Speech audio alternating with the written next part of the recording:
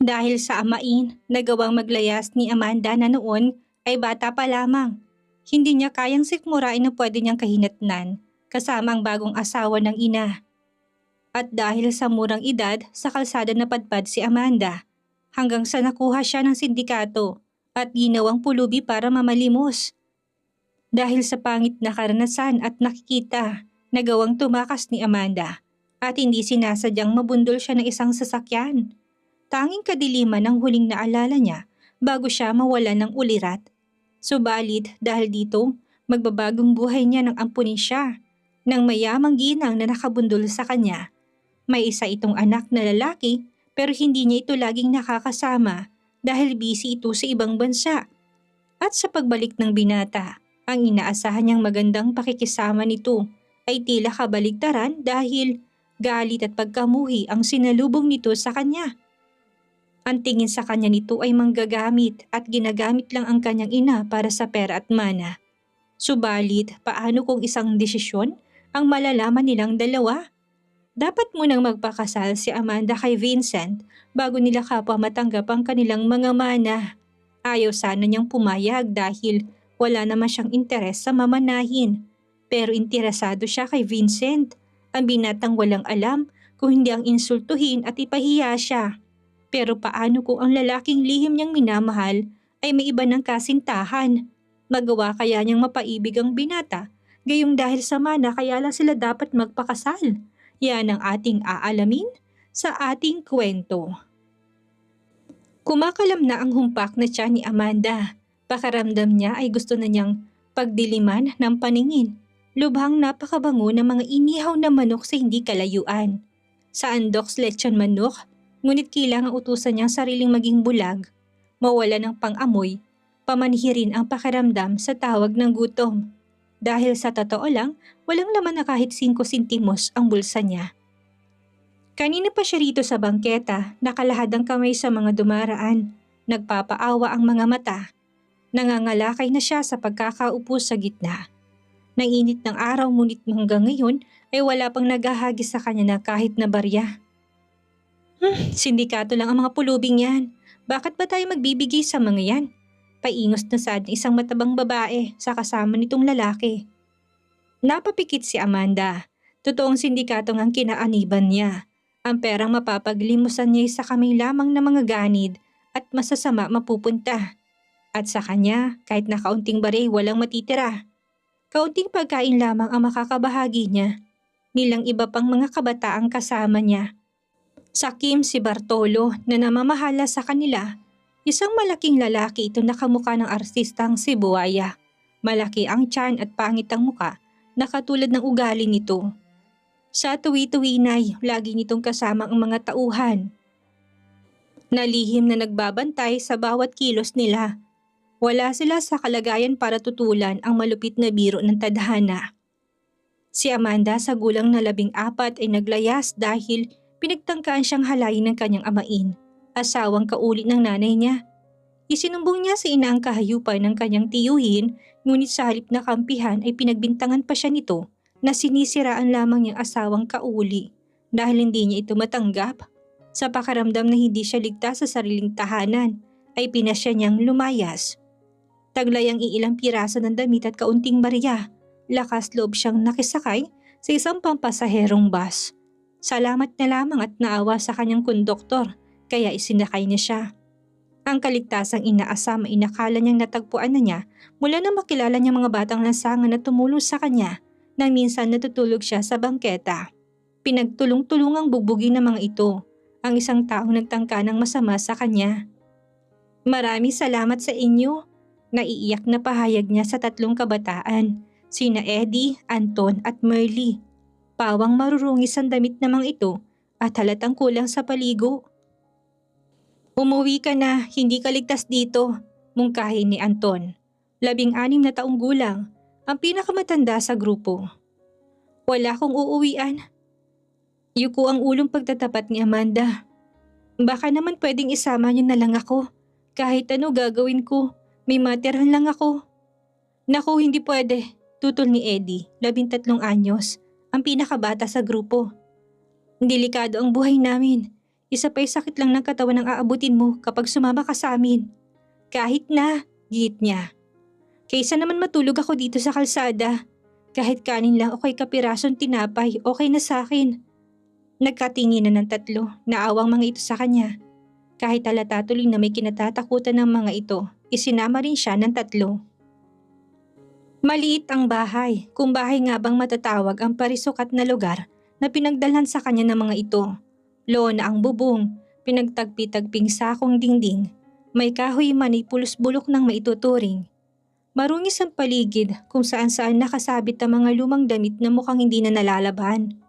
Gustong bumaligtad na sikmura ni Amanda, ngunit wala siya sa katayuan para mamili ng lulugaran dito sa magulong lungsod. Ang bahay kasi nila sa probinsya ay yari sa bato at may sarili siyang kwarto. O ano, pwede ka ba dito? Paniniguro ni Anton. Magdesisyon ka habang maaga, habang hindi ka pa. Oo, kahit saan, pwede ako, wag lang sa kalsada.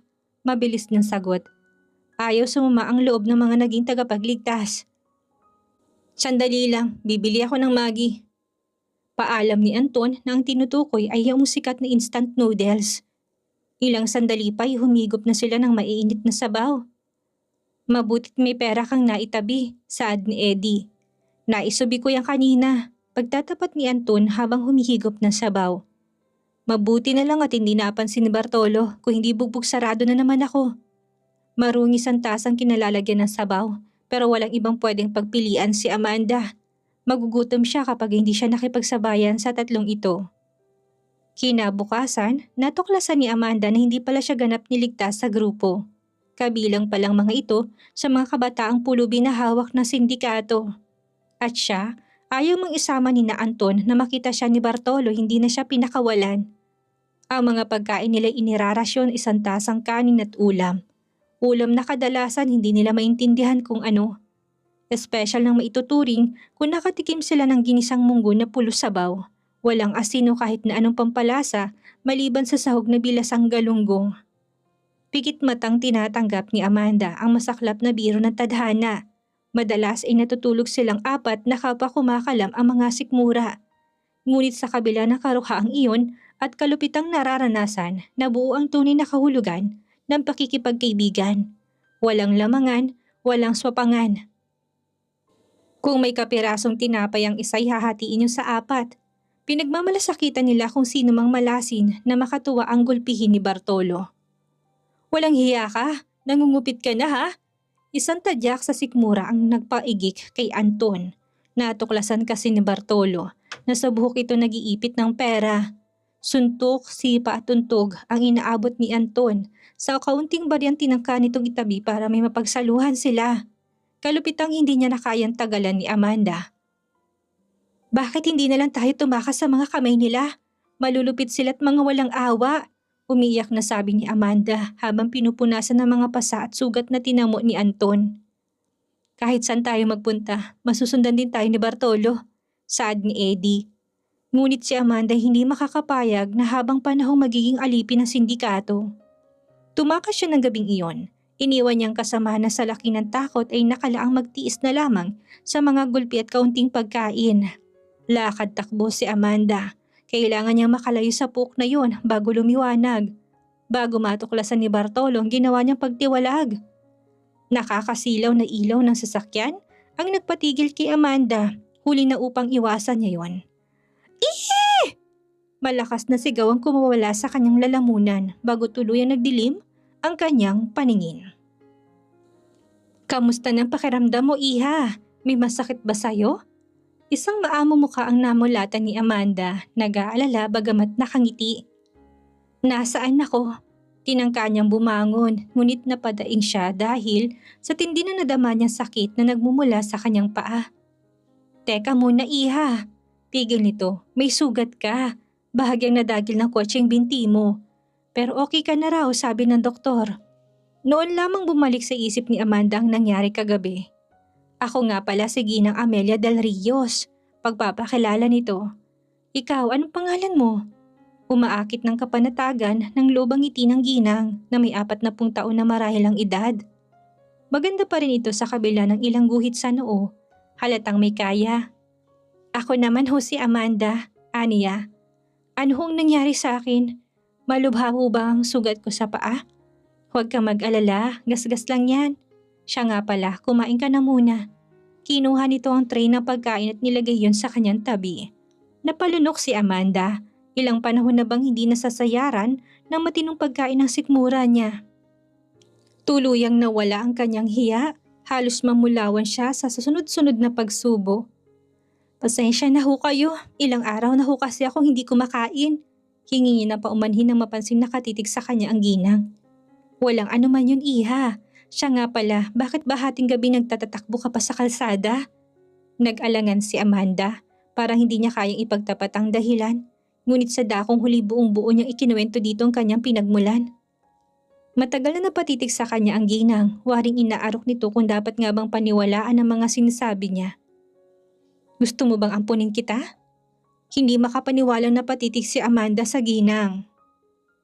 Nagdadalawang isip siya na baka binibiro lamang siya nito. Alam mo, iha, wala akong anak na babae. Meron akong anak na binata, lagi namang wala dito. Laging nasa Amerika, kung hindi man ay nasa Japan. Siya kasing namamahala sa negosyong iniwan ng kanyang papa. O ano, iha, sumama ka na sa akin. Pag-aaralin kita, ibibili ng magagandang damit. Ituturing kitang parang tunay na anak, himok nito. Kumislap ang mga mata ni Amanda. Bata pa siya, wala na siyang pinangarap kung hindi ang makatapos ng pag-aaral. Yun kasi ang pinamulat ng kanyang ama, na ang tanging kayamanan daw na hindi mananakaw ay ang edukasyon at talino. Sayang nga lamang at maagang namayapa ang kanyang ama. Naiwan siya sa inang nabulag sa pag-ibig kaya grade 6 lamang ang natapos niya. Sige ho, gustong-gusto ko ho talagang makatapos ng pag-aaral. Nang yakapin siya ng ginang, natagpuan niya ang isang mabuting ina sa katauhan nito. Halika, iha, ito ang magiging silid mo. Hindi makapaniwalang inilibot ni Amanda ang tingin sa kabuuan ng silid. Baby pink ang kulay ng cobre kamang nakatakip sa brass bed, katerno ng mga punda at kumot. Sa ulunan ng kama ay nakapalibot ang ilang malalaki at maliliit na stuffed toys. Naiyak siya sa labis na kaligayahan ang dalaga. Kailanman hindi niya inaasahan na matitikman ang ganitong uri ng pamumuhay. Kahit na nga noong nabubuhay pa ang kanyang ama. Oo nga't sunod ang layaw niya dito, hindi rin naman kayang ibigay nitong kasaganaang nakikita niya ngayon.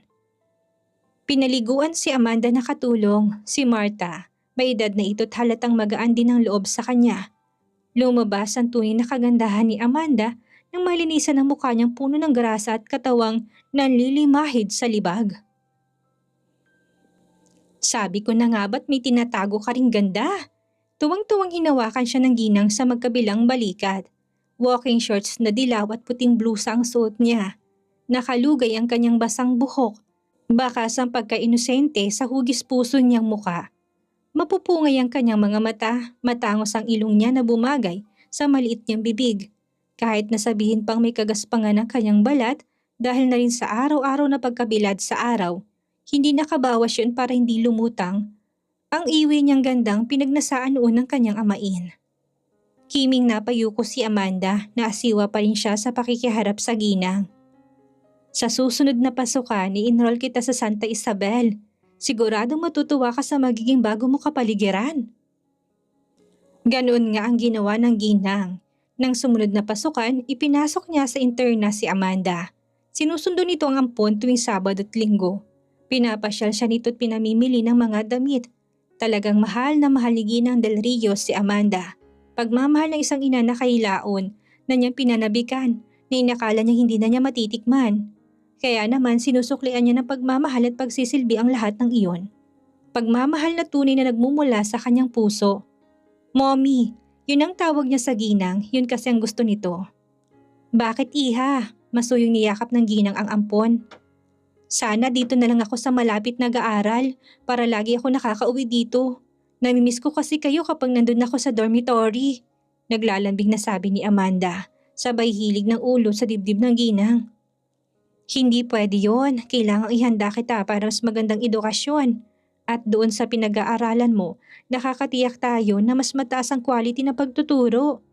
Hindi na umimik si Amanda. Gusto man niyang ipilit ang hinihiling alam niyang wala siyang karapatan. Isang araw, namangha si Amanda na mabungaran niyang ayos na ayos ang hardin. Napapalamutian ito ng mga sariwang bulaklak. May mga mesang nakahilera. Abalang-abala ang lahat. "Mommy, may party tayo?" "Ngayon ang dating ni Vincent. Naikwento ko na sayo, di ba?" May kabang biglang kumudlit sa dibdib ni Amanda. Sa litrato pa lang niya nakita si Vincent. Gwapo ito. Lalaking lalaki kung pumorma. Machong-macho pa, lalo na yung kuha nito na nakasakay sa motorsiklo at nakajacket. Ang litratong iyon ay lihim niyang inumit sa photo album ni pinakita sa kanya noon ng ginang. Kung bakit niya ginawa iyon, hindi niya maihanap ng paliwanag. Siya nga pala, ipinagpatahi kita ng magandang bestida. Inakbayan siya ng ginang at iginayang papasok sa kabahayan. "Anong oras ho ba mag-uumpisa ang party?" "Mga alas 8 ng gabi. Alas 6 kasi ang dating ng Kuya Vincent mo. Anito." Pagkuway alanganing hinawakan ito sa magkabilang balikat ang dalaga. "Kahit na anong marinig mo sa iyong kuya, huwag mo nalang papansinin, okay?" Nag-aalala man ay walang nagawa si Amanda kung hindi tumango ng pagsang-ayon. Buhat sa kanyang silid na ulinagan ni Amanda ang Mitsubishi L300 na sumundo kay Vincent sa airport. Natutukso siyang sumungaw sa bintana upang masilayan ang itsura ng binata sa personal. Pero pinigilan niyang kanyang sarili. Talagang parang hindi niya kayang makaharap ang lalaking ito. May pakiramdam kasi siya na hindi siya matatanggap nito bilang kapatid. Walang ano-ano ay nakarinig siya ng katok. "Sino yan?" "Ako, iha. Si Ginang Del Rios. Dumating ng kuya mo. Halika, ipapakilala kita sa kanya." "Oho, susunod na ho ako. Nagbibihis lang ho ako," tugon ni Amanda. Kahit na ang totoo'y kanina pa siya bihis. Sinulya pa niya sarili sa life-size mirror niyan sa tabi ng pinto. Sino bang magsasabing hindi pa siya dalaga sa suot niyang semi-formal na bestidang pula? Bahagyang hapit sa katawan niya ang yari ng bestida. V-shape ang taba sa leeg kaya't bahagyang sumusungaw ang cleavage na kanyang dibdib. Sa gulang niya ngayon na 16, may taas na siyang 5 talampakan at 5 dali, kaya't may pagkakamali talagang dalaga na siya. Abot-abot ang kanyang kaba nang lumabas ng silid si Amanda. Hindi niya alam kung paano siya magre-react kapag nakaharap na niya si Vincent. Minsan kasing naulinagan niya si Ginang Del Rios na kausap ang anak sa telepono. Pinagtatalunan ng mga ito ang tungkol sa pagkakaampon sa kanya. "Hayo ng Kuya Vincent mo!" Tinuro nitong isang lalaking nakatalikod, malapad ang pangangatawan at tipong kagalang-galang. "Halika, ipapakilala kita sa kanya." Nang lumingon ang lalaki, dumako kaagad sa kanyang tingin nito. Ilang sandali nakatitig lamang ito sa kanya. Maya-maya'y napakunot ang noo niya. "Yes, mommy. Porma lang mukhang ungkat nito, hindi inaalis ang tingin kay Amanda." "Si Amanda, ang bago mo kapatid."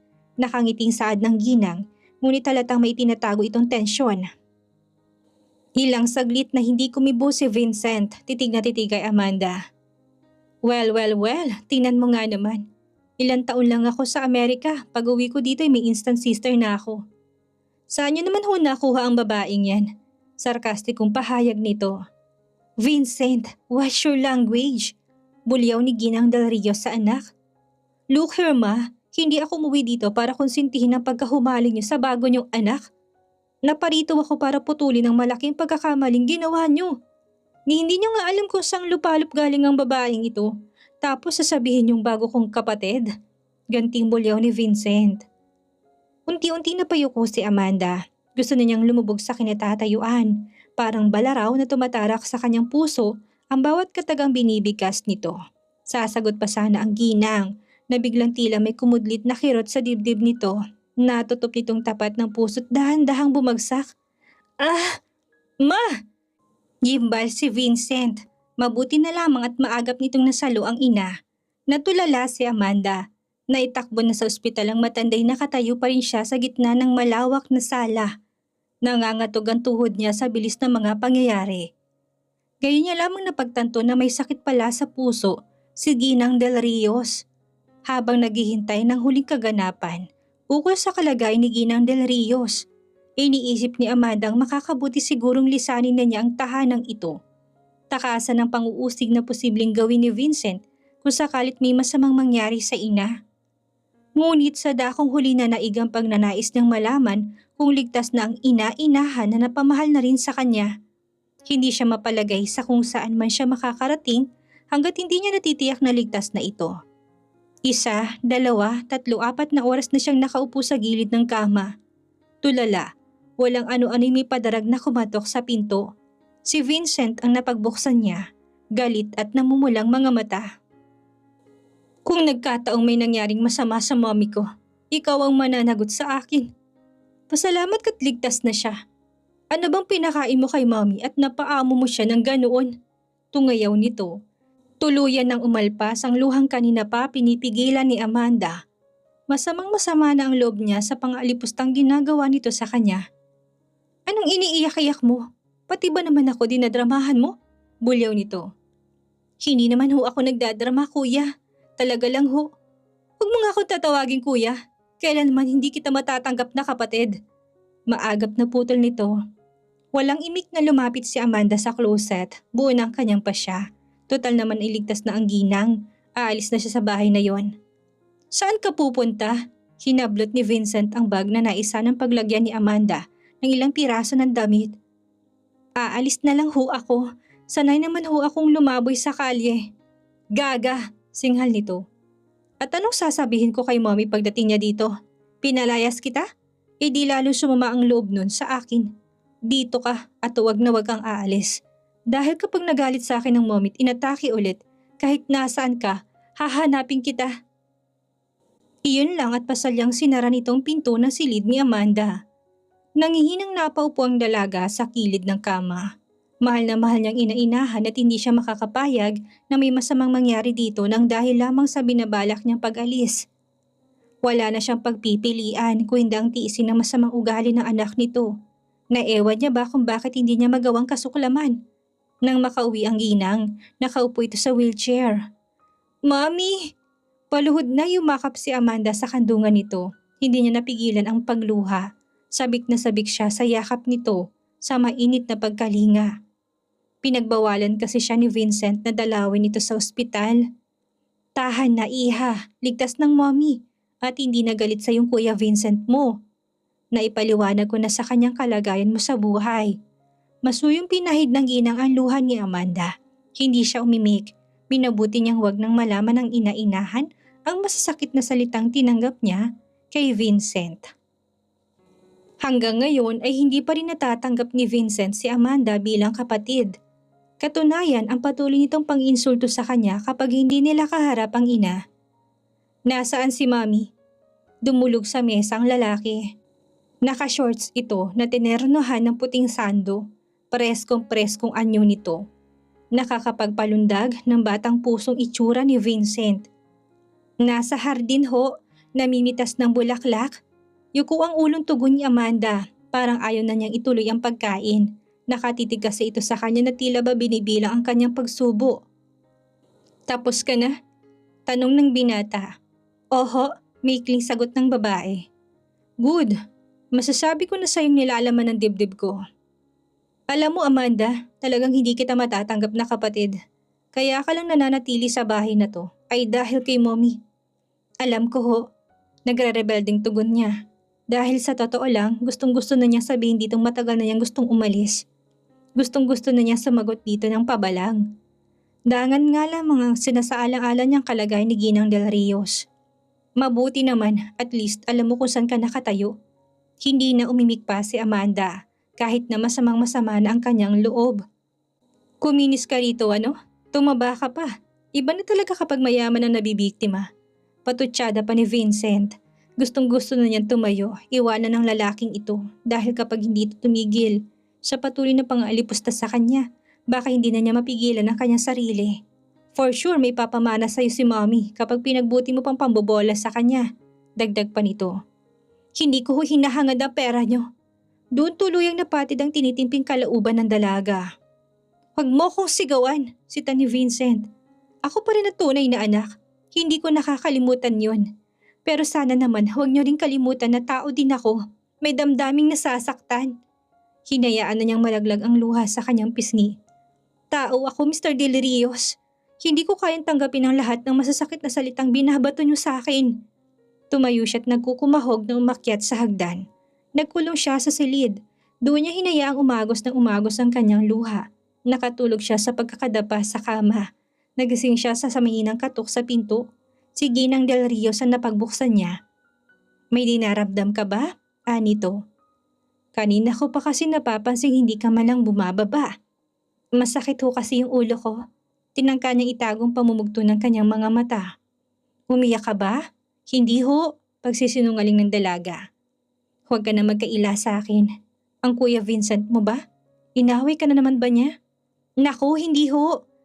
Naalala ko lang ho yung nanay ko." Pagkakaila pa niya. Hindi kumbinsidong tumango ng pagsang-ayon ng matanda. Pagkuha na inaya na nito si Amanda upang mananghalian. Wala siyang nagawa kung hindi pagbigyan ito. Minsan pa'y nakasalo na naman niya si Vincent. Titig na titig ito sa kanya, tila nanunuri. Natagalan si Amanda ang lahat ng mga ginawa ni Vincent alang-alang kay Ginang Del Rios. Pilit siyang nagpakatatag, pinalalampas na lamang niya anumang sasabihin nito ukol sa kanyang pagkatao. Kaya nang magpaalam ng binata sa ina na di umano'y babalik sa Amerika, laking tuwang nadama ni Amanda. Tila may tinik na nabunot sa kanyang dibdib. Ang problema, mula nang mawala ito sa kanyang paningin ay iwan kung bakit pinananabigan niyang presensya nito.